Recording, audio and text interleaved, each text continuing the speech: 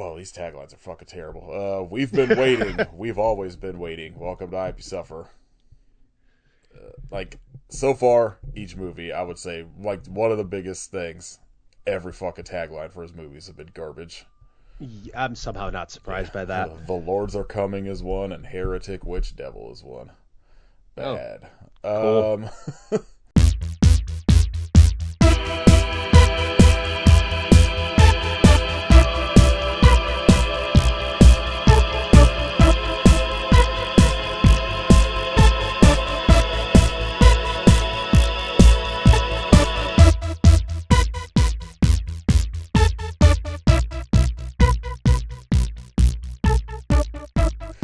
This is, I don't know, episode 7 of these Rob Zombie rewatch nonsense I'm doing.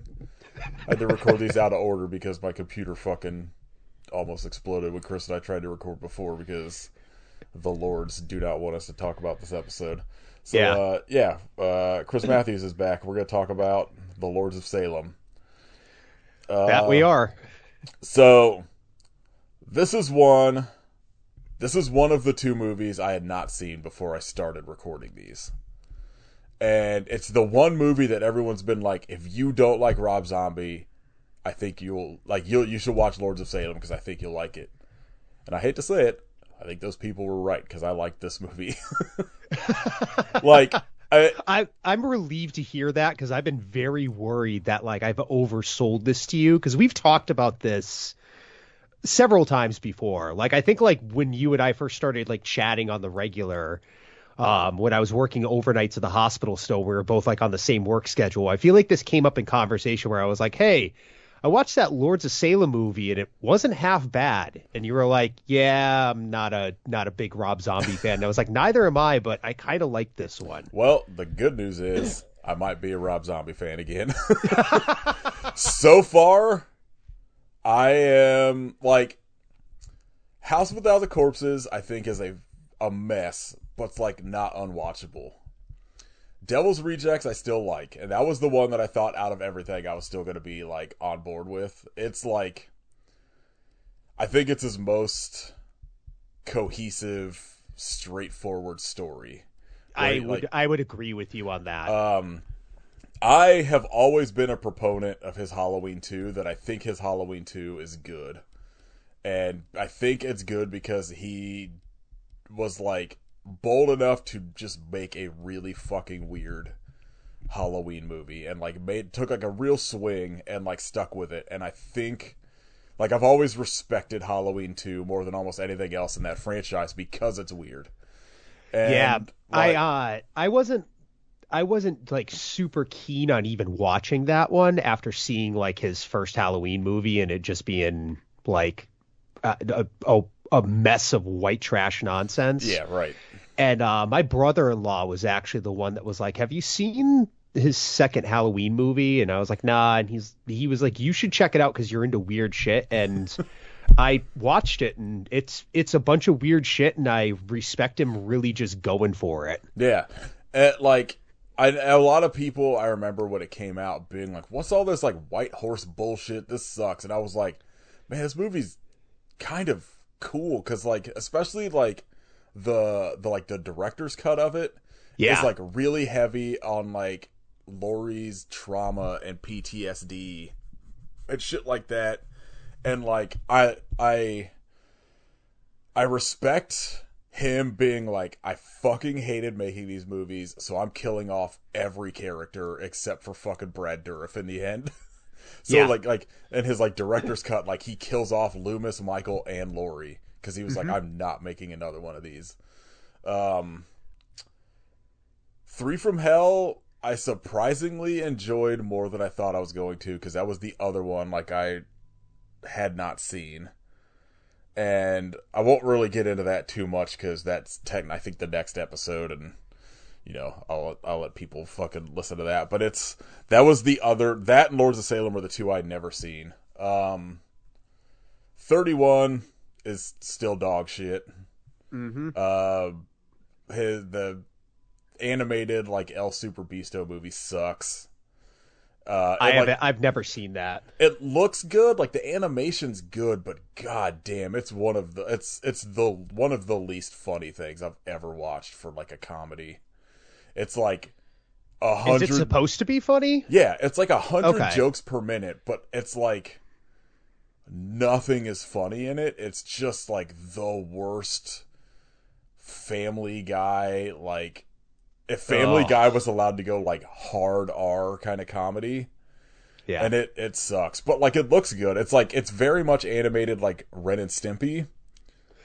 And I got that just from like the few kind of like promo shots I saw of it. Like it had that like John K. like style of animation. Like, it does that shit where it's like really like smooth and whatever from far away, and then they'll do those like really fucked up gross close-ups of shit where it's like real gross and like crackly and like there's bumps on all the people's faces. It's just like I don't know. It looks good, but it's like god man, it's like you could tell it's a thing where Rob Zombie had like a general like here's my plot, and then he had like Tom Papa, his like comedy friend who like he voices Super Beasto in it.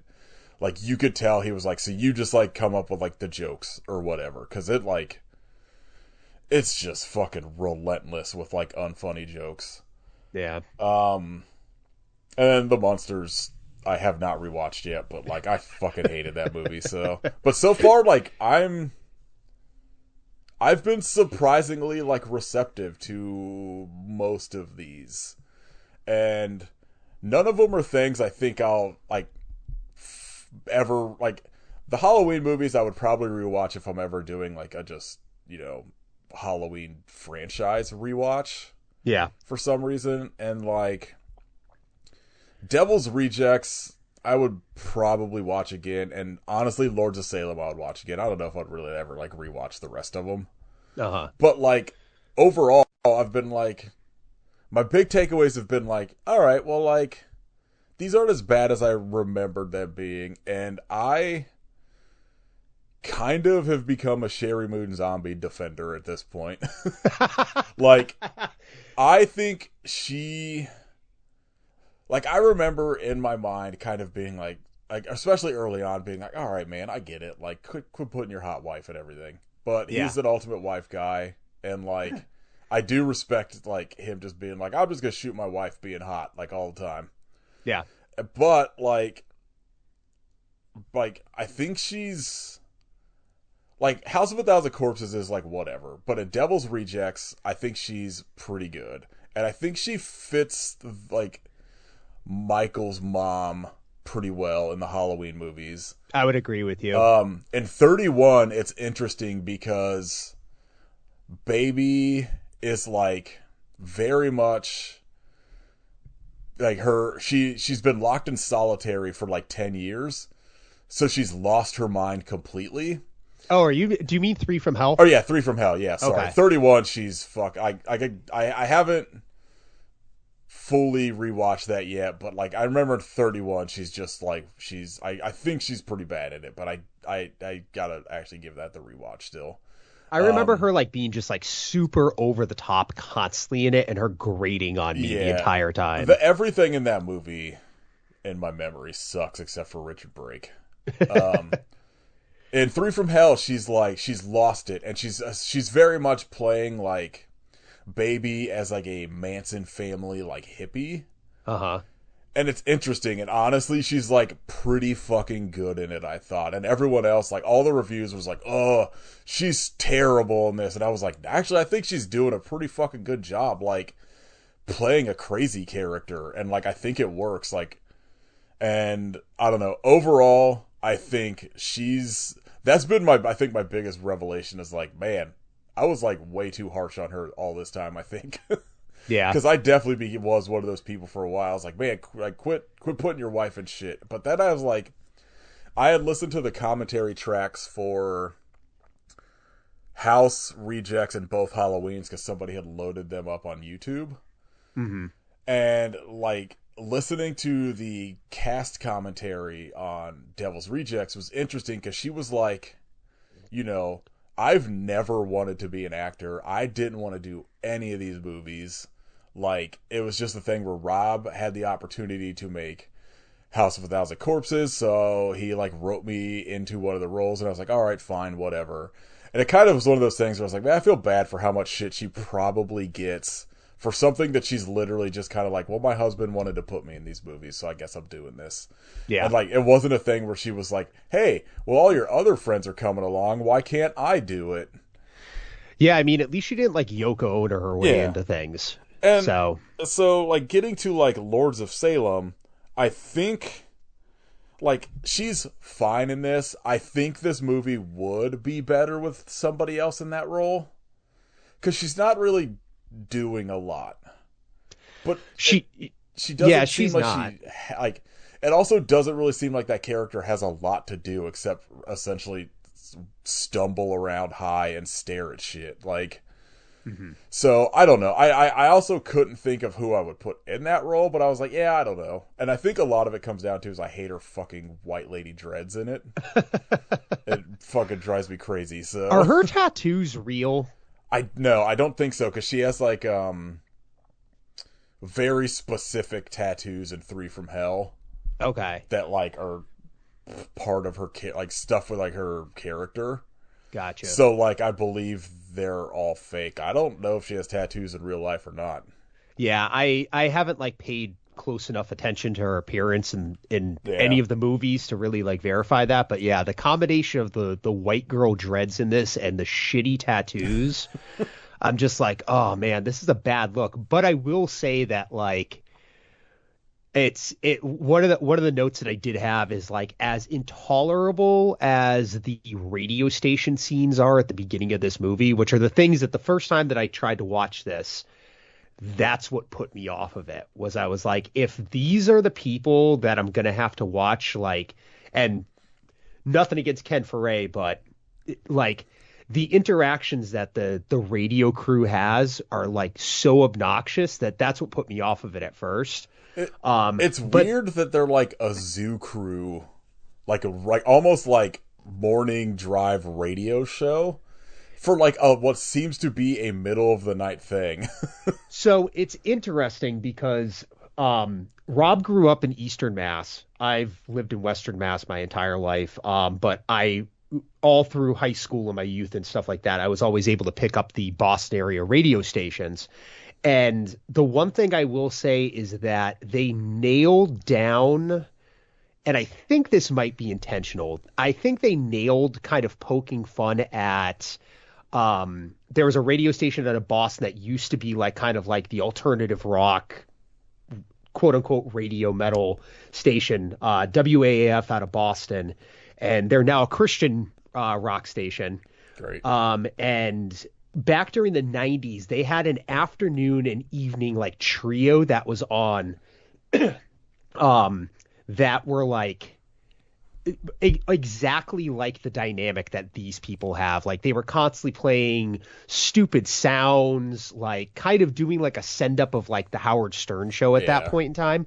But it was 2 guys and this one woman, whose name is escaping me right now at all. But they became like the figureheads for like WAAF. Like anytime there was like a concert in the Boston area, they were always there handing out T-shirts and shit like that and all. So I really think that this is like, especially given Rob's history with Eastern Mass, I think this is supposed to be kind of a send up of like that radio station, that trio in particular. So that's probably where more or less kind of the inspiration for the characters came from, but they are obnoxious. I guess they didn't necessarily bother me, but I was just more baffled because like at least where like I was at in Ohio, like late night radio was very much the like even if it was like a rock station, I feel like the DJs were like very chill. Yeah. And then like if it was like a college station, it was just like, some college student playing like weird shit. Mm-hmm. And so like all of that real loud sort, and like I guess I think about it in terms a lot too, is like I listen to like a lot of podcasts with like comedians on it, and they'll talk about how much they hate doing that like morning zoo crew bullshit radio where they have to like promote shit at like 5 a.m. for whatever like comedy club they're playing that night. Yeah, and it's at always, like 11. Yeah, it's always that shit of like there's like one host interviewing them. There's one that's just laughing the whole time, and one of them's playing like toilet noises and shit. Mm-hmm. And so Yeah. that's like what I thought about. But I was like, why are they doing this in the middle? This would annoy me so much in the middle of the night. Yeah. Yeah. I guess before we get like real into Lords of Salem, what is your history with Rob Zombie in general? Were you like a White Zombie fan at all? I was a White Zombie fan like when they were a thing. I had kind of grown out of them by the time Rob started doing his solo stuff. None of which really ever kind of like, I don't know. I was not interested in mainstream rock anymore by that point in time. I will say that one of our local radio stations, my senior year of high school, one of my good friends Colin and I used to drive into school every day and then drive home at the end. And one of our local radio stations every fucking day at 3 p.m. on the nose Play Dracula. would play Super Beast. Oh, okay. And it turned into one of these like ridiculous things where like we like jokingly really liked the song and would just like play it when we would like go out and shoot pool or something like that for no good reason.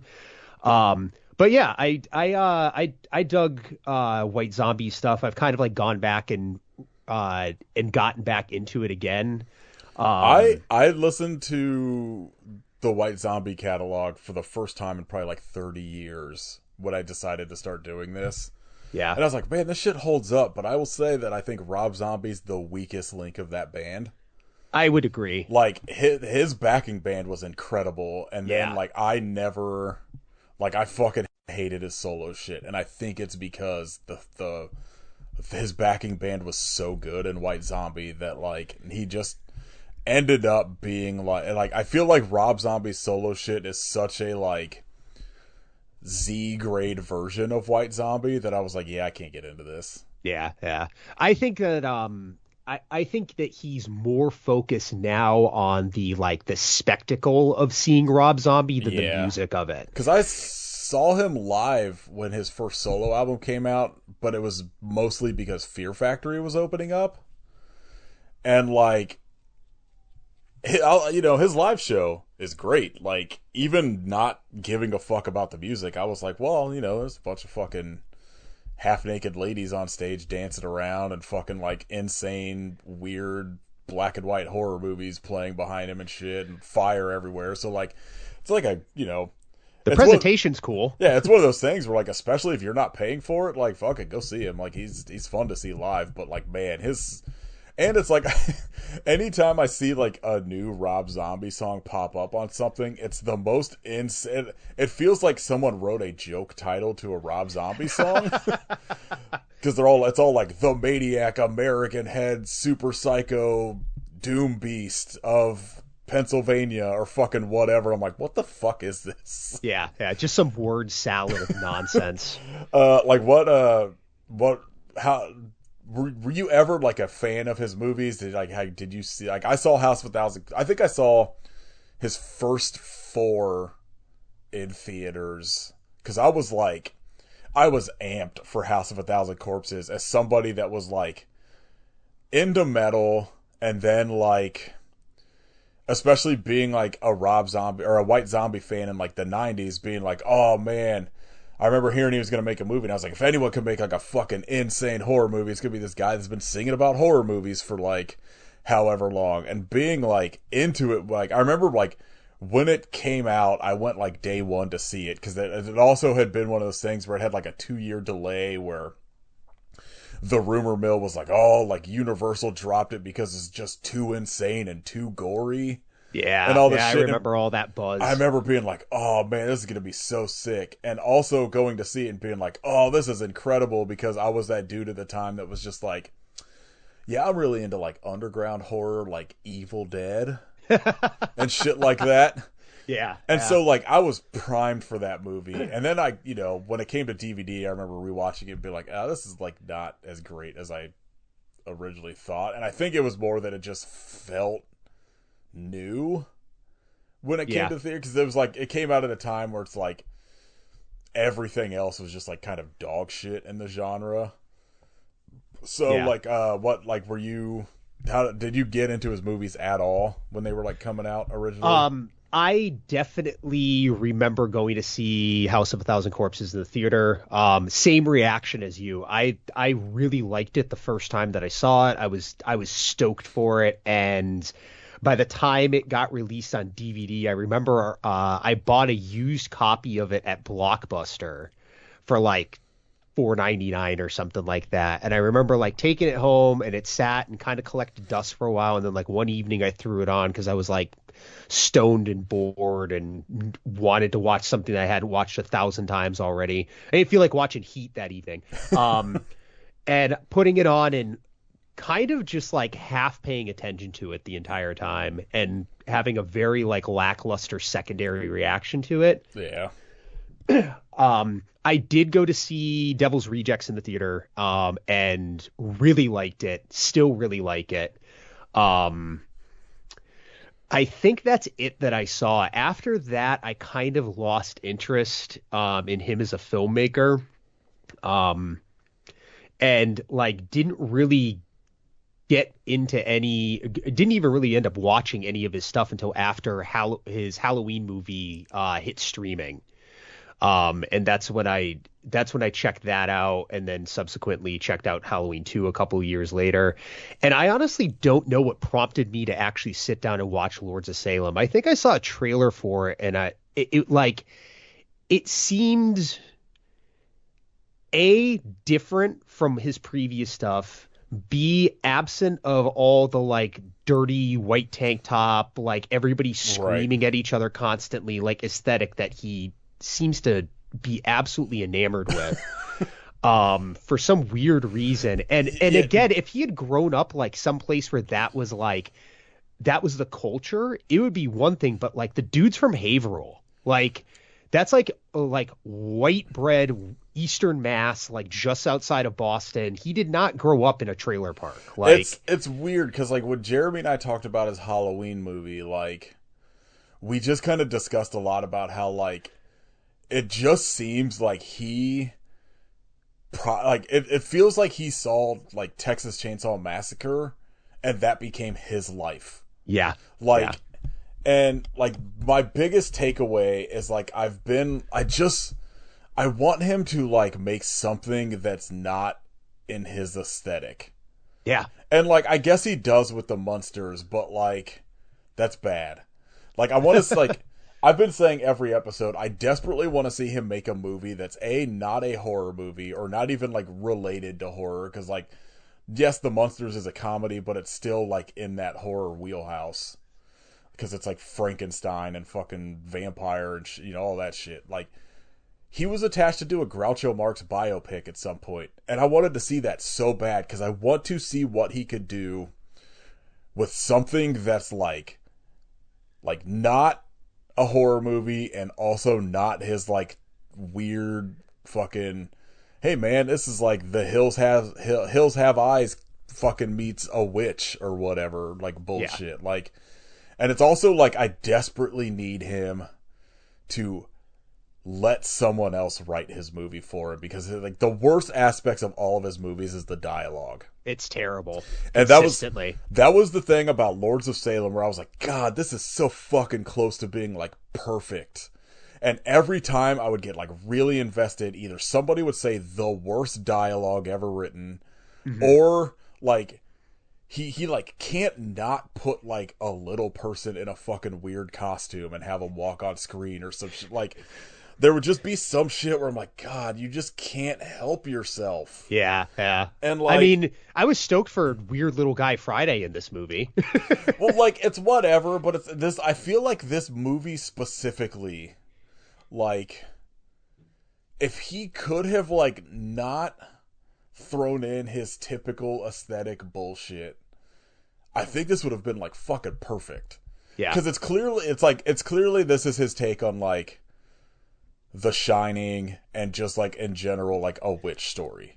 Yeah, there's like some very odd, and I would actually like to like ask him if they were intentional or not. But there are some like very obvious nods to other films in this. Yeah. The Shining being one of them. He utilizes these long shots of the hallway at Sherry's apartment building that I love because he fucks with the perspective constantly. Where like sometimes he's shooting it from like down low, sometimes he's shooting it from up high.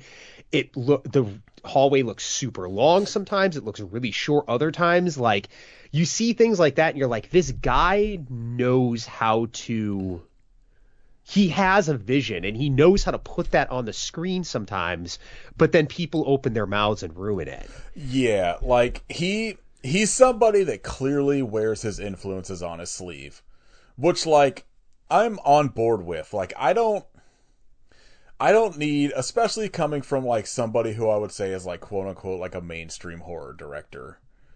Like, you know, he's not necessarily making shit like Blumhouse movies, but like he's still, you know, big enough of a name that I would consider him like a mainstream horror director. Yeah. And like, you know, like House of a Thousand Corpses is clearly like his fucking Texas Chainsaw Massacre fucking movie. And then like, he talks about some of the commentaries. He's like, yeah, Devil's Rejects is essentially just my take on, like, Bonnie and Clyde. And shit like that. And, like, this is very clearly him doing, like, Stanley Kubrick and, like, you know, Rosemary's Baby, kind of that, like, 70s satanic panic witch type shit. And, like, overall, like, I think it works really well. Like you said, like, the shit in the hallways all looks great. Like, who I don't know, I'm not exactly sure who his cinematographer was, but like he's doing like because all of his other movies feel like handheld. Like especially like Devil's Rejects and Three from Hell are very much like shaky cam. Yeah. And so when I saw this, I was like, oh man, like this is actually an interesting thing to see him doing because it's not like all over the place and really like it's like static shots, real long shots down the hallway. Like clearly he found like whatever old theater and, you know, shot in there for like the ending and some of the stuff. Like yeah, and like some of those shots are incredible. Yeah, like it all looks fucking great, but then it's just like, you know, somebody starts talking out loud and I'm just like, God damn it. Yeah, like, exactly. Anything. Like you said, like, I mean, like, I get, it's like the point, like, any of the stuff in the radio station, like, it's supposed to be bad, but it's just, like, not good version of bad. Like, it's just his, like, it's clear he's spent enough time in those radio stations that this is probably pretty fucking real, but I'm just like, man, it's just the thing. Anytime I'm getting really invested, we cut to the radio station. Or, like, just some weird thing happens on screen where I'm just like, yeah, you're fucking it up. yeah, exactly. But like overall, like I really enjoyed it. Like I like Ken Foray in it. He's, you know, like in all the movies, he doesn't really have like a lot to do, but he's always nice to see. Yeah. I feel like he's in this like exactly as much as he needs to be. Yeah, he never introduces a principal character or anything like that. Like, and I appreciate the fact that he doesn't like wedge him in for more screen time just so he can have the clout of being like, oh yeah, Ken Foray's in this, you know, horror film legend Ken Foray. Like, he's there and then he's gone, and that's that. He does pretty good job usually with his sort of like horror cameo stuff. Yeah. Like, where Ken Foray is in almost all of his movies in just, like, a small role. The only one, like, Devil's Rejects, he has, like, a small but pivotal role, because he's the guy that, like, sells out the Firefly Flame or whatever. But, like, in Halloween, he's just, like, a trucker that gets stabbed to death in a fucking bathroom stall. And shit. Like, so he's, like, I don't know, I think he uses stuff like that well. I think, like, Meg Foster's fucking crushing it in this movie as like the witch and like the, like, you know, the coven shit. Like all of the witches in this, the three kind of like modern day witches are like the 80s mom coven. Oh my god, they're the highlight for me in this movie. They're so good, especially once like the scene where they kill the fucking historian dude. Oh yeah, it's so good. Yeah, and it's like, great. Yeah, he like one of the things I learned is so Jeffrey Dean Phillips. That doesn't sound right. I don't know, the guy that plays the DJ with Jeff Daniel Phillips. Jeff Daniel Phillips, yeah. So I learned in his Halloween 2 commentary, because that was the first time he worked with him, and he's been in all of his movies since. Rob Zombie is a massive fan of the Geico Caveman commercials. And Phillips is the lead caveman, and that's how he got cast. Jesus. He specifically reached out to him to be in Halloween 2. And I was like, that broke my fucking brain thinking about Rob Zombie, like watching the Geico Caveman commercials and just being like, this is the funniest shit I've ever seen. He's got like a VHS tape where he's got them all recorded on it. I guarantee, because they had like a sitcom for like, I don't know, 4 or 5 episodes that actually aired. And I was like, he's got like a 35 millimeter print. Oh yeah, these fucking episodes that he just watched. I don't know why that like he said that, and it like I stopped in my tracks because that was the last thing I expected to hear him talk about. I did not know that dude was the same one from those Geico commercials. Yeah, and he's become like a legit like he's Herman Munster in the Munsters. Like he's become like a staple in the Rob Zombie movies, specifically from doing those fucking commercials. That's so funny.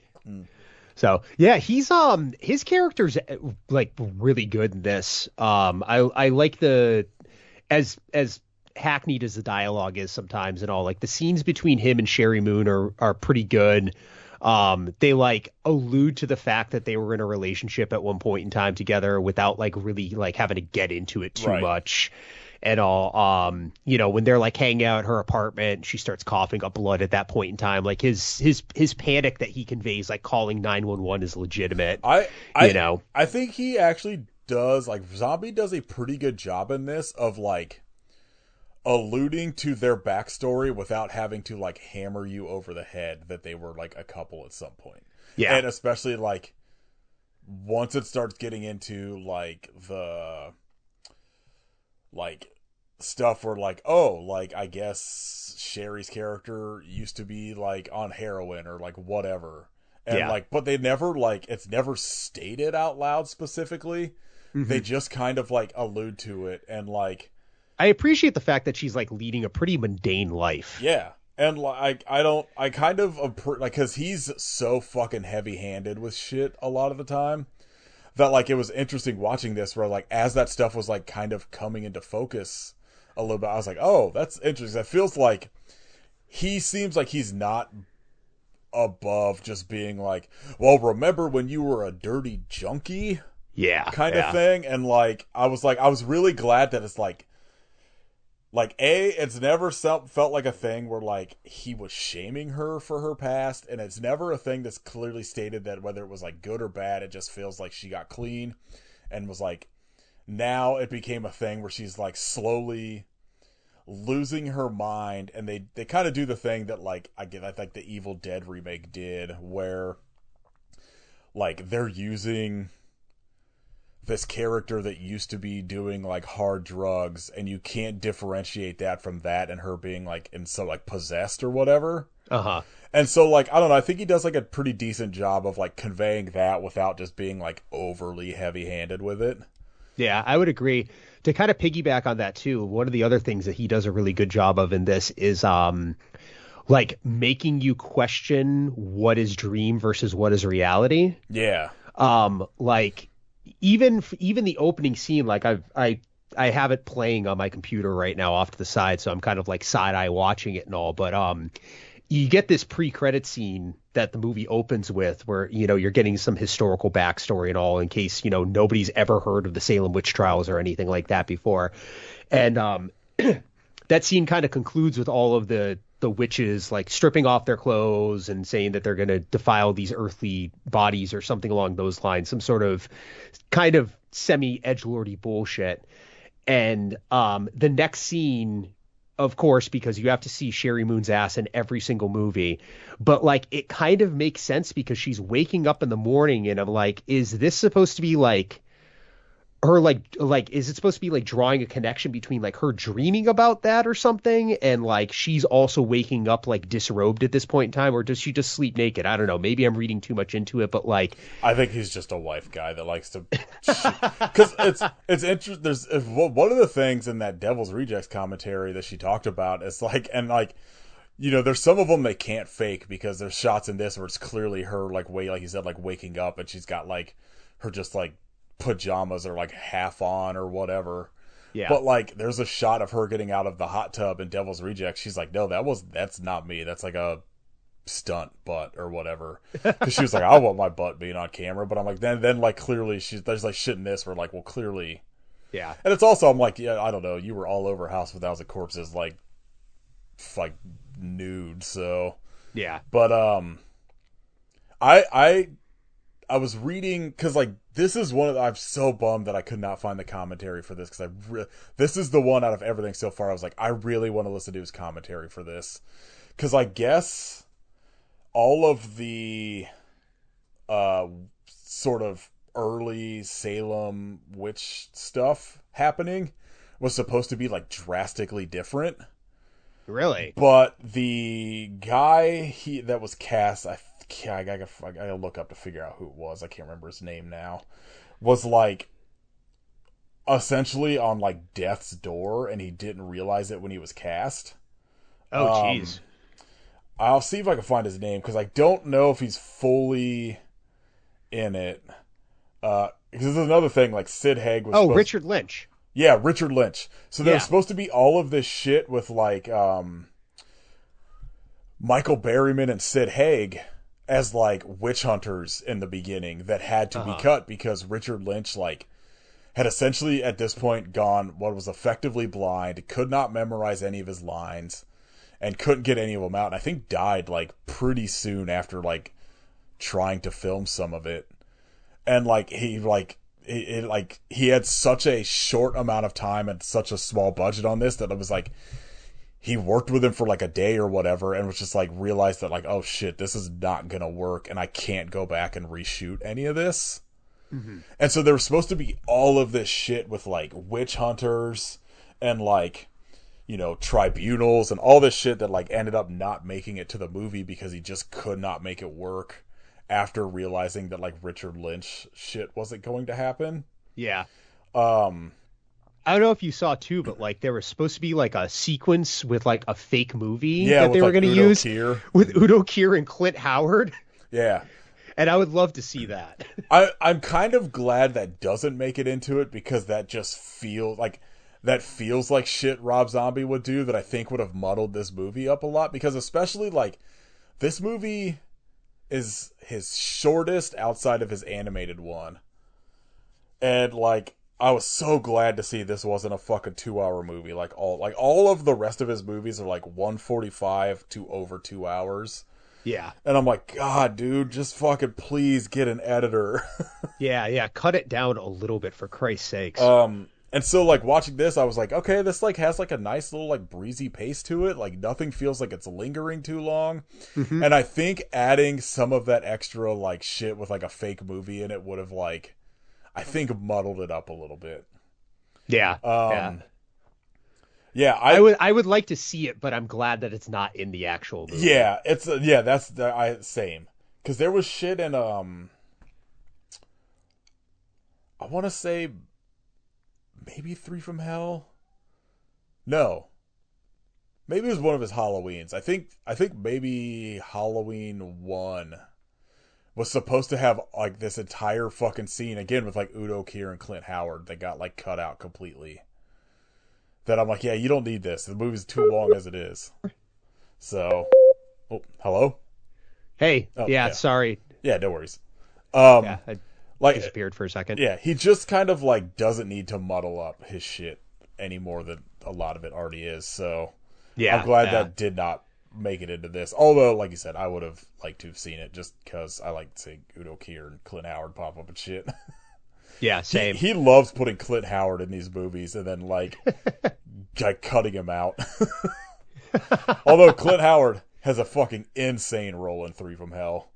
Oh, really? Like there's an entire sequence where Otis and then Richard Brake's character are holding like these people hostage, and Clint Howard shows up as a clown, unexplained. Oh. No, there's no explanation as to why he's at this house, why he shows up. And then Otis is just like, well, you're here now, so if you can make me laugh, I won't kill you and I'll let you go. But if you don't, I'm going to shoot you. And so Clint Howard has to do like an entire clown routine. And it's like, but like, while there's like a dude who's been shot in the stomach and just dying there. And then like, you know, this entire fucking, it's essentially, it's like the motel scene. Because without getting too much into it, 3 from Hell is the exact same plot as Devil's Rejects, but in different scenarios. It's like, it's a movie that does not need to exist because it's literally the Devil's Rejects, but like in different scenarios. And so this was clearly like the same scene as like the hotel room scene in Devil's Rejects, but just like slightly different. And so it's really uncomfortable. And then there's just like Clint Howard doing garbage fucking clown work. And so it's real weird. And I was like, this is fucking strange, but I'm here for it because Clint Howard could do almost anything and I'm here for it. Yeah, exactly. Man, you're reminding me now that I know we're not talking about Devil's Rejects, but man, that hotel room scene in that movie, every time I watch it, it's like so harsh. Yeah, it really is. And like I'm a pretty calloused individual when it comes to like cinema. Yeah. And like that scene is incredibly effective. Well, so I did that episode with John, and John, I did not realize, had not seen any of Rob Zombie's movies before. Oh, Jesus. So, he was like, starting off, I have a lot of questions, because, like, I didn't realize this was a sequel to something when I watched it. But, like, we were talking about, I was like, I kind of explained to him, like, I was like, well, you know, I know you're not really familiar with it, but I was like, the thing that I think makes, like, I brought up, like, Cat 3 movies, and especially Untold Story. I was like, the thing that Rob Zombie doesn't do with this that I think makes shit like watching Untold Story, where, like, way more heinous shit is happening in that. But it's like, it'll be like this really, like, upsetting, like, sexual assault scene.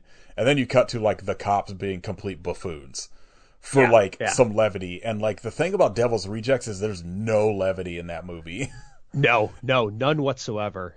Yeah, and I would agree. That's the thing that makes Cat 3 movies, like, actually entertaining to watch, is not like not the violence in them, but it's those bizarre moments of black humor that are in them. Right. That, like, exactly, like some horrible thing will happen and they'll immediately cut and you're like dying laughing because of the dialogue or like what somebody trips over or something like that. So, getting back to Lords of Salem, I think the only scene in this movie that I was like, man, you could have cut this out completely, is the scene where she's like walking the dog and has like the weird dream of like being assaulted by like the priest or whatever. Where I was just like, this feels like I get it, but it's also it's the most Rob Zombie thing in the entire movie, I think. Yeah, I would have to agree with you on that too. And I mean, again, it's another one of those moments where he's really playing a lot with like the whole like what is she dreaming, what's reality, etc. But like it is very prototypical of what I would expect him to put in a movie. Yeah. And it's strange. It's kind of jarring considering what is leading up to it and then what comes after it. That's the thing, is he really feels like somebody that just has this like bit of like edgelord shit in him where he's just like, no one's gonna expect this, so I've got to put it in here or whatever. And I'm like, you don't have to. Yeah. Like, I feel like you could have done that scene and just made like something. I don't know. I guess the thing I was going to say would just be too reminiscent of like a fucking Insidious movie or some shit where like he's just talking and she looks over and I don't know, his face is all fucked up and melted and blood coming out. Fucking some dumb shit like that. But like, I don't know. That entire scene, I was like, yeah, I don't need this in here. Yeah. How do you feel about like the random nude women that like appear in corners and stuff like that? Do you feel like that's trying too hard, or do you feel like it works here? I think it works solely because it's never explained. Yeah. There's the scene where it's like she goes into her kitchen to get some water, and there's just this like weird fucked up, like, I guess nude, like, woman, but it doesn't, like, they look fucked up. I don't know how to explain it. And like it's weird because in like I feel like they would do that shit in like Sinister or something, and I would be like, Yeah. "Blah, fuck this." Hmm. But like I think the like A, the way it's shot, and B, the way it's just like never fucking commented upon Yeah. makes it She never work. acknowledges it. Yeah, like there's Yeah. just fucking, and again that feels a little bit like The Shining a little bit to me. Hmm. Like I can't. I have. It's been like a long time since I've seen Kubrick's The Shining, but it just feels like something that like would happen in that movie to me for some reason. But like I think it. I think it overall works in this, and especially like I very specifically think about that scene where she goes like. What one of the things I've got kind of noticed rewatching all these movies is I think Rob Zombie is really good with like lighting in his movies. And Absolutely. this and Halloween 2 are I think two of the ones that I very specifically think of where Halloween 2 he uses like natural lighting a lot in that movie, and it works really well for a hiding Michael Myers in scenes, and like because there's like an entire scene where like Michael Myers, the scene where he kills Daniel Harris's character finally, Hmm. but there's like a cop keeping kind of patrol walking around outside, and everything in it is just the only lighting in it is like porch lights. Yeah. So everything's backlit. All you really see is the shadow of this cop walking around, and then Michael Myers like burst into scene from like a tree and just like take him out. And he does a lot of shit like that, or like there's a scene I think also in Halloween 2 that's all just backlit from the lights of a truck, and Hmm. like it looks cool and it makes everything even just slightly more terrifying. And I think he does the same kind of shit in this and scenes like that one where she opens the kitchen door and there's just like a weird fucking creature like essentially like it seems like standing on the countertop like into the corner that's just fucking never Yeah. fucking commented on. And I get it, it's like I don't, it's not scary, at least to me, but I was like, whoa, that's kind of fucking weird. And then it's just Yeah. like, it Yeah. just happens kind of a bunch, and I dig it. And like, yeah, I think it works well in the aspects of this movie. And I'm really interested to give this a rewatch at some point because now that I know like the plot and I'm not like I don't have to like fully pay attention to like what is happening in the plot. I want to like just look at shit in the backgrounds as she starts slowly losing it to just see if there's other things like that in it. Yeah. I Yeah, there is a lot going on in the background of this movie, like more than you catch on a first viewing. yeah I And that was I had a lot of notes about the lighting in this too. That he does a really great job with that. Like the hallway in particular is always only lit by the overhead lights. Like Sherry's apartment is lit like how you would expect an apartment to be lit. yeah Like it's not there's nothing that's like in just full, glaring stage lights or anything like that. yeah Like if it all looks very it natural. feels like it's all literally just lit by like whatever lamps and shit she has. Yeah. I think it's because it's one of those things like he seemed to have such a bad time making those Halloween movies, but like watching all of the stuff that came after it, you can tell those are the movies that he also seems to have learned a lot in filmmaking doing, Hmm. because so much of that shit I watch in these movies that followed Halloween that like I'm like, oh yeah, this is a thing he clearly learned making those. And I think the lighting stuff is really apparent in this. Yeah. Um, even down to just the way like the hallway's lit when he shoots, or one of the scenes I really fucking loved the way it looked is the first time she goes into apartment 5 and Uh-huh. the door opens and it's just that big red fucking cross lighting the Oh, room. it's fucking great. And it like, the fucking cross looks dumb as shit. And that just feels like a thing that like I don't know why it needed to be like a fucking Jesus saves cross or whatever the fuck. Uh-huh. Like, but like it looks incredible, and it's another Yeah. thing where it's just like you could tell like literally it's just lit. Everything in that room is just lit by this big red fluorescent like fluorescent light fucking cross.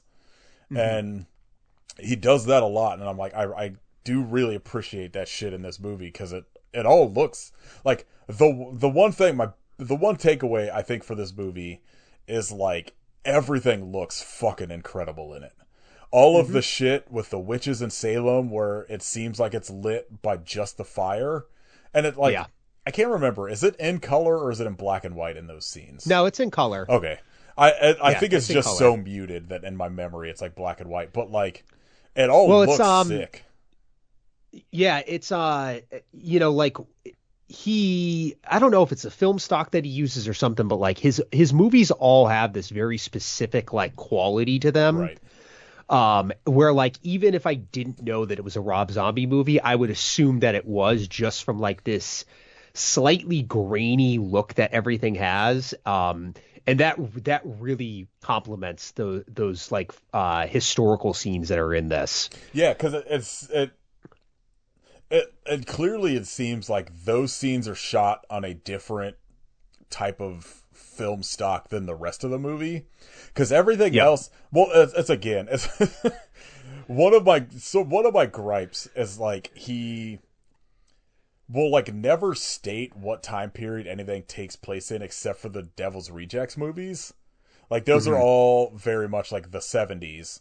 But it's like his Halloween movies, especially Halloween 2, he's like, you know, like it feels like it's the 70s, but there's signs in the background about like no cell phones in the hospital, and there's shit like that, and I'm like, okay, well this is clearly taking place in modern times, but like the only songs anyone listens to is fucking Thin Lizzy and fucking like shit like that, and some radio station is playing like the Misfits Halloween 2, and like I'm just like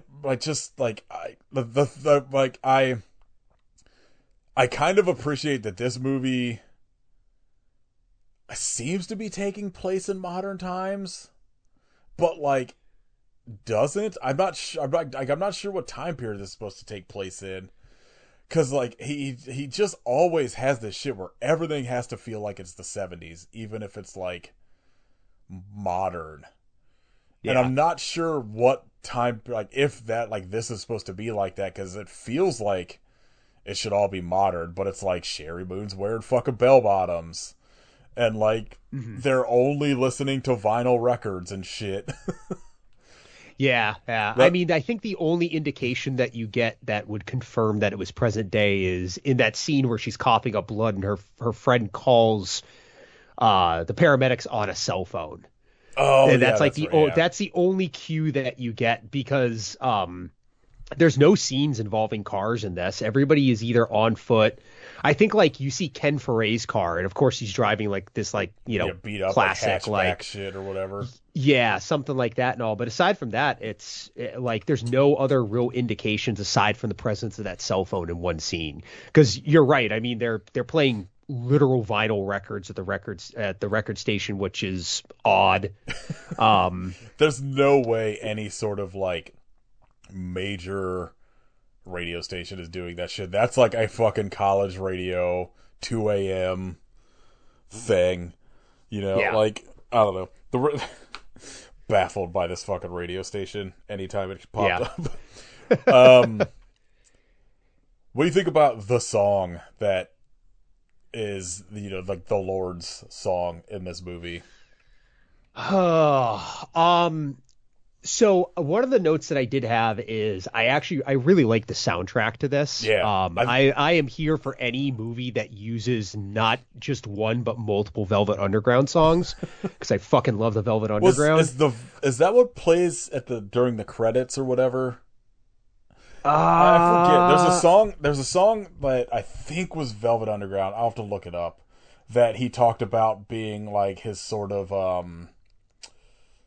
Yeah, it is. Yeah. It's All Tomorrow's Party. Yeah, that's right. Yeah. Where he was like, you know, I think he said he'll like pick one song that's sort of like his anthem for his movie, for like the movie he's making, where like, you know, the one thing he was like trying to get to was the Freebird in Devil's Rejects, right? That whole scene at the end. And like, he's talking about how like All Tomorrow's Parties was like the thing in this movie where he's like, I want to take a song that people know and give it like a, not necessarily like different context, but like make that like something that will like with whatever visual he's doing, that will kind of like completely recontextualize that song for you. Where like, Yeah. I hate Freebird, but if I hear it, the first thing I think about anymore is that entire The final end scene of scene Devil's of- Rejects. Yeah. And I think his use of All Tomorrow's Parties in this was one of those things too, where like, I've heard that song so many times, and mostly like the Nick Cave cover of it. But like, once that kicked in, like, I don't know. I guess it's more of like a trope now. Like, I think a lot of people do it where they try to like use some classic song in a way in a movie that like, or like, you know, they do the fucking slowed down version of like a pop song or whatever. But like, I don't know. I think the way he uses songs, especially in this, and like, I think the score is fucking really good. And I was surprised to find out it was John 5 from like Marilyn Manson's backing band and then Rob Zombie's band. Because it's like, it feels so like 70s and 80s, almost like, I don't know, John Carpenter-ish isn't like the person I'm thinking of, but one of those sort of like understated synth scores that like when you notice it, you're like, damn, this is fucking great. And then like it does the thing that I think scores should do, where like you're not necessarily noticing it like specifically, but it's playing so well into the scene that it all just like melds together and works really well. Like this is probably the best score work in any of his movies, I think, that I've heard. It's so good. Yeah, I'm a big fan of the soundtrack to this. Like the Lord song itself, that they use in it. I mean, I think it serves its purpose just fine. I mean, it's not something that I would like go out of my way to like listen to, but like it works for the movie. The worst part of this movie, as far as the soundtrack goes, is the shitty black metal song that guy shows up at the radio station. I was fucking baffled when he showed back up and like Corpse I Man. know. Yeah. And the fact that she wakes up to Blinded by the Light by Manfred Mann's Earthman at the beginning of the movie, I was like, if I woke up and the first thing I heard was that fucking song, I would shoot myself in the face. I at least appreciate, because I remember the one thing when this was coming out that I knew about the story was that it was like, oh, she like plays a record and like releases some fucking evil or some shit was like the way it was explained. And I was like, oh god, you know it's going to be like the worst fucking generic classic rock song. So when it was this weird, almost medieval sounding kind of thing, I was like, okay, I'm on board with this. It's just like generic enough and also like interesting enough that like I think it works. And especially when like they come out and play it in the climax. Like I think that song works really well. Climax of this movie rocks, and I love that it's just fucking weird shit fucking happening on screen for like 15 minutes. Yeah, wall to wall bizarre visual stuff on there, like and it like for how prone like the like Christian right is towards like being outraged about just fucking everything. Like I'm surprised that like there was nary a peep about this when it got released, because like there's just straight up sacrilegious imagery in the entire finale of this movie. Like it goes beyond just like, you know, like random like quote unquote witchcraft stuff and everything. I mean, like you've got like the trio of like goat-headed priests sitting in thrones masturbating dildos. Like it just the most bizarre sacrilegious shit for the entire finale of this movie, and then it's just done. Unfortunately, I think they stopped giving a shit about entertainment and just started focusing on taking over the government. Yeah. So maybe they should have just went back to making a fuss about these movies. Like I would prefer that. Yeah. I think it's one of those things where like I think that this had become like a fucking blockbuster smash.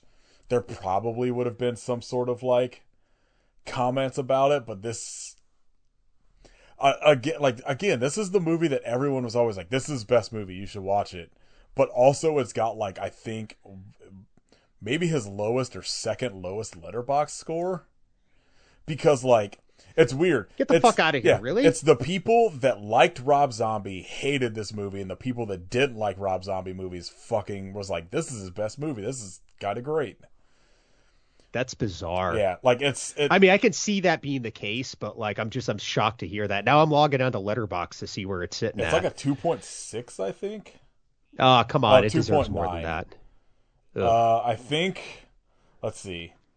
House Without the Corpses 3.2. Halloween's 2.8. Halloween 2 is 2.3. Devil's Rejects is like 3.5. Lords of Salem's 2.9. Three from Hell is 2.6. So I guess it's probably like right in the middle, but it seems like most people generally did not like this that were previous Rob Zombie fans. And almost everyone I know that was like, I hate Rob Zombie's movies was like, actually, I think that one's pretty good. Yeah. So it seems like this is clearly his most divisive movie.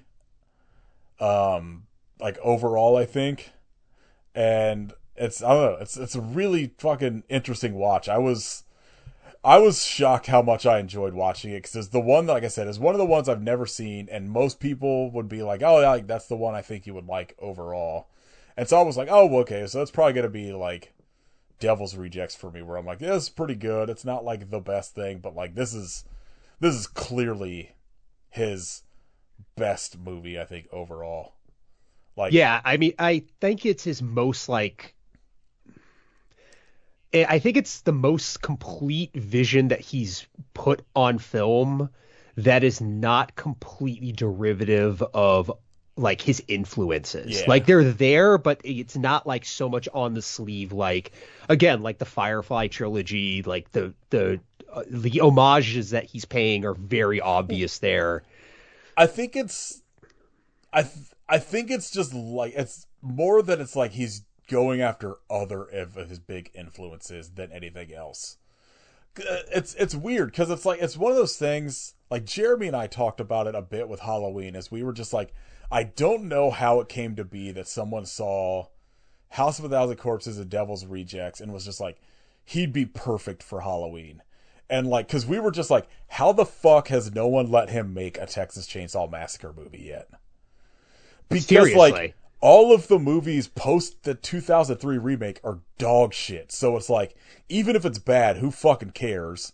You're gonna make your money back, because like, yeah, I keep relating him to like Kevin Smith, where like he seems like he's a director that like can make a movie for cheap, will minimum break even, if not go over like into profit with like DVD sales.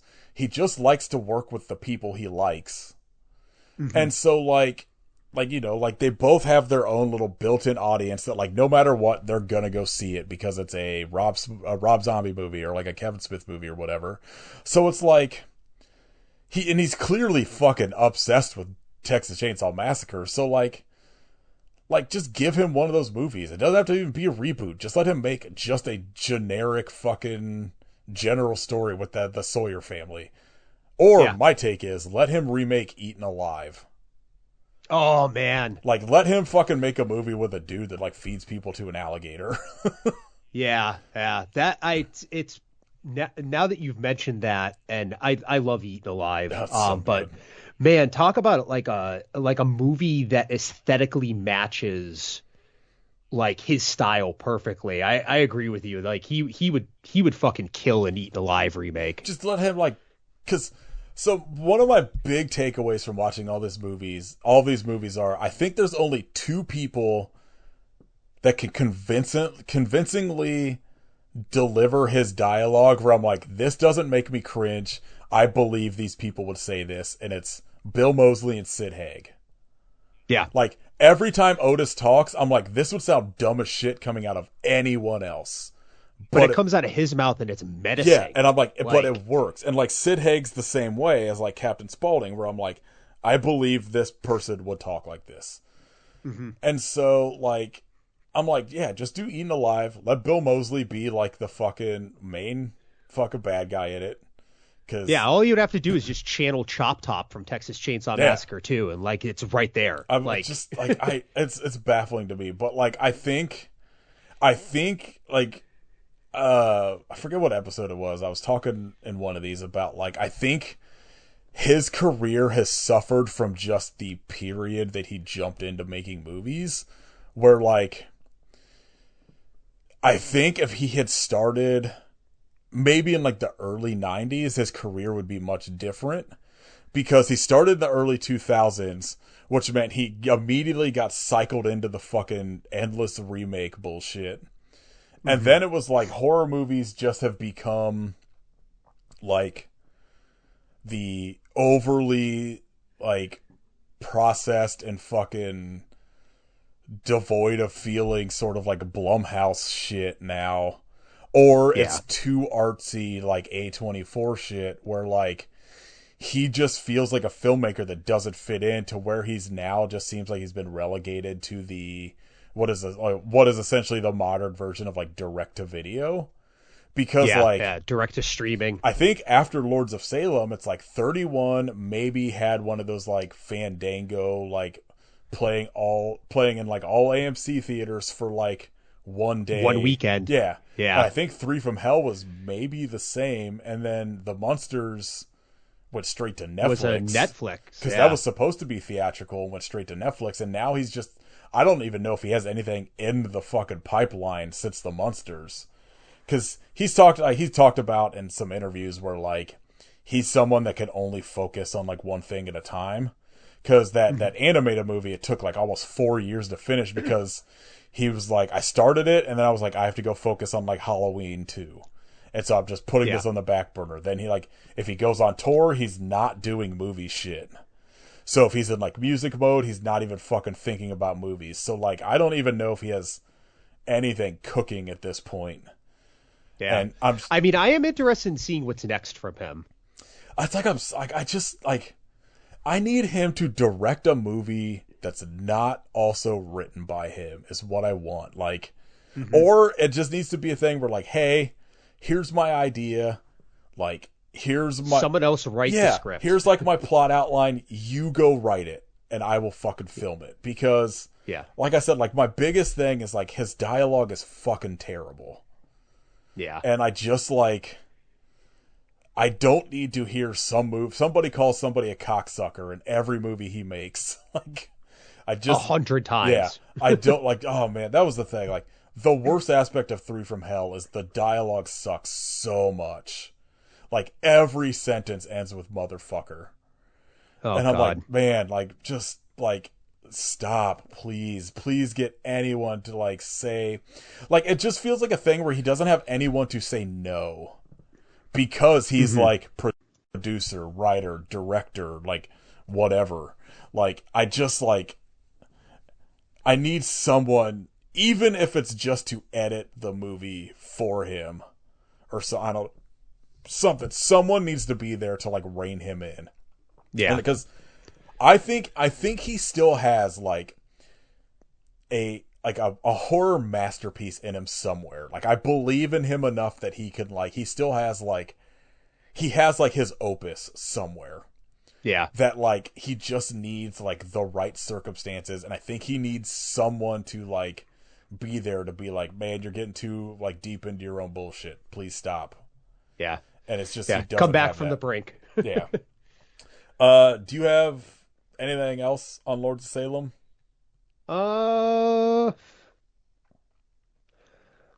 No, I think that's about it. Yeah, I think overall, it's just it's really good. Like I would recommend this to anyone who hasn't seen it, and I don't know how much I would do that with most of his other movies.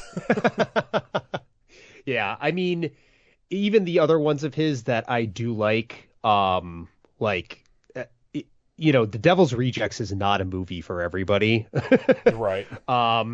And I would say the same thing for House of a Thousand Corpses. I wouldn't put anybody through watching his initial Halloween remake. But yeah, if I had to suggest a movie from his filmography to somebody that was completely unfamiliar with him as a filmmaker, it would it would probably be this followed by Halloween 2. Yeah, I agree. I think those are my top two. I think. Um, yeah, pretty good. I was shocked how much I enjoyed this. Yeah, I'm glad to hear that too, because like I had said earlier, like I feel like I was worried that I had oversold this a little bit to you when we had talked about it a while ago. No, like And I was like, this is one, like I said, like everyone's just like, well, you need to watch Lords of Salem because I think you would like that if you don't like the rest of his movies. But like I said, overall, so far, outside of like 31 and the Munsters, I think I'm kind of on board again. I was like, I owe him an apology because I've spent like a decade being like, fuck Rob Zombie, but these movies aren't as bad as I remember them being. yeah, I mean, I've definitely sat through a lot worse. Oh yeah, that's the thing is I'll take any of his movies over like anything Blumhouse is putting out any day. Yeah, yeah. 'Cause Although Jason Blum was one of the executive producers on this. I was like, Jason Blum like will throw money behind things like I haven't seen that Invisible Man movie that came out in like right before or around the time the pandemic started. That, like, Oh, I didn't even know that was a thing. Yeah, like there was like I don't know if I don't think James Wan directed it, but there's like an Is that part of the like Universal monster universe that they've been trying to make work that doesn't? Sort of. I'm not sure if that's like I don't know. I'm so baffled by that entire thing. But like I was like really interested in the take of it being like an abusive husband that's like the Invisible Man that like or whatever, Mm-hmm. And like Katie has said that's like we had to do this like thing for Contra Zoom podcast that was like our top 20 movies of like 2020 to 2024 or whatever. Uh-huh. And that was her favorite movie of like the decade so far. And I was like, that's interesting. Wow. And so I was like, I'm like, there's certain movies that I didn't get to from Blumhouse that I was like interested in, but they're such a fucking like anymore just like such like just feel like a process factory of like here's a fucking movie that's actually a creature that's a fucking metaphor for trauma, but in a bad way. So yeah, everything that comes out of that studio, it seems like they've put about 10 minutes of thought into it. Yeah, it's I fucking hate Blumhouse. Yeah. All right. Do you have anywhere you would like to point people towards to like plug some shit? I mean, if anybody's interested in following me on Blue Sky, I'm on Blue Sky. 24-hour knife fight on there. 2-4, not spelled out. I am starting finally, at long last, a podcast of my own with my sister. We haven't dropped any episodes yet. We want to get a few more recorded in the tank before we do that, but it will be available on streaming services. It's called Let's Try That Again. It's a movie podcast focusing specifically on sequels or third sequels and whatnot of previously established, sometimes successful, sometimes not, initial films. So let me know when you get to Jaws 3 because I want to be on that episode. I will keep that in mind. But yeah, we got some interesting stuff that'll be coming out with that. So that'll be dropping at some point in time in the next month, I would assume. The first episode will be out.